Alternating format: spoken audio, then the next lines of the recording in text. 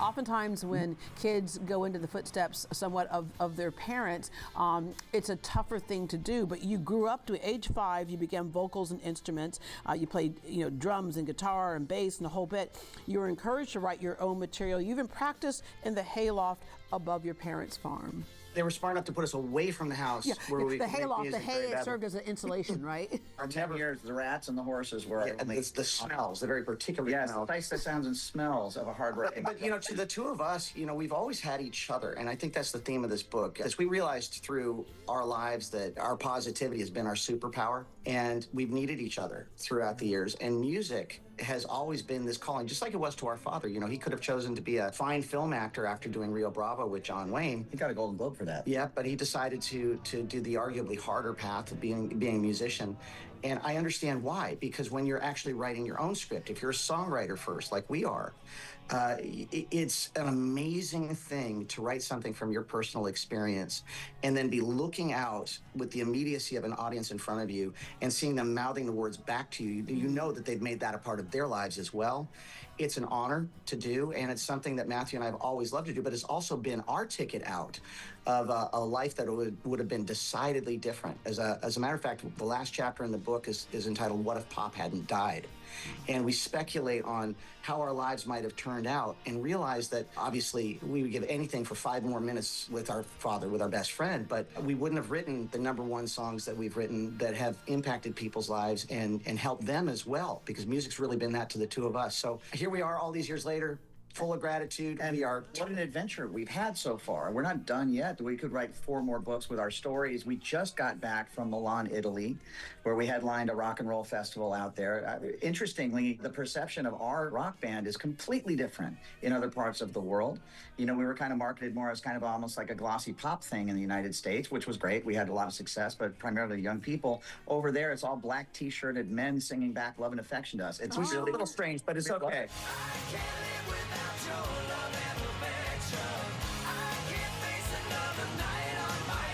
Anytime you're in front of an audience that loves you, it doesn't matter who they are, it's okay, all right. And you also got some kind of sideways things that showed you were on the right path and doing the right thing. You were on Saturday Night Live, the first unsigned act to ever perform. How cool is that? Matthew and I have been playing the clubs in Los Angeles professionally from the time we were 12 years old. We got branded with that whole hairband thing that was happening on the Sunset Strip in the 80s, but we had started a decade earlier. You had the New Wavers and you had the Punkers, and we cut our teeth in that scene, and we were really grateful to be able to do that. And all of those years later, when we actually got our deal with the David Geffen Company with our band Nelson, we'd had over a decade of experience under our belts and had booked Saturday Night Live. Lorne Michaels had heard a tape and all that, and then our father passed away, and we had to make the decision whether or not we were going to follow through, but we're glad we did. We were the only unsigned band in history to be the musical guests on SNL. Ladies and gentlemen, the Nelsons. It was on the plane flight back that I was a drummer at the time. Matthew and I decided that me learning how to play guitar and coming up front with him was the way to go, and a year later we made the After the Rain record, and the rest is history.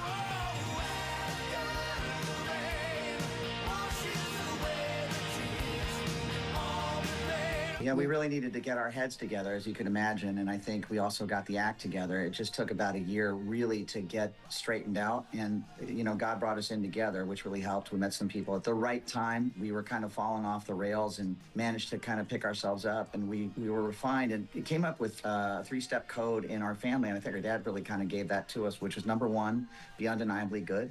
Number 2, never lose your sense of humor. And number 3, don't be a jerk, but we don't use the word jerk. Yeah. And those 3 things, that's what got the book written, really. It's through humor, we've been able to get through tragedy. I think that's like Nelson, the through line is Nelsons are funny and we're tough. So there you go. And we don't quit. But your story serves as kind of a metaphor for a lot of other people's lives too. And even how you had to deal with some rocky moments in the industry. Even if you're doing the right thing, it doesn't mean everybody else is going to follow through. Also true, trying to maintain being good guys in the worst business in the world is no small feat. That's our greatest accomplishment. Our dad did the same thing. When we meet people, especially luminaries in the business, that say, I got to spend some time with your father. He was the kindest, nicest, sweetest guy ever. It's a really wonderful legacy for us. We usually, when we get a chance to, we meet people after shows, sometimes 2-3 hours afterwards, because we feel fortunate every day to be doing what we're doing. We've had the most amazing adventure. We're certainly not done yet. And when we can write a book of memoirs, and we can start with, actually on the back cover of our book, the worst quotes, real quotes that anybody ever said to us. This will give you a little tone. It starts with our mother. It says, "I was married to their father. I'm not impressed, Mom."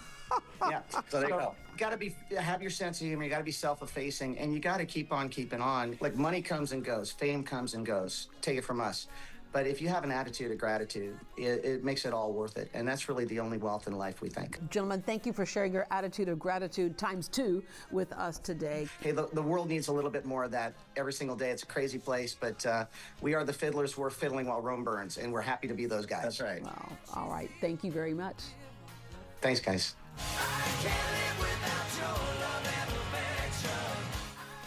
Matthew and Gunnar Nelson's new memoir, What Happened to Your Hair, is available now everywhere books are sold. For more information on the Nelson family dynasty, visit greatdayhouston.com for links.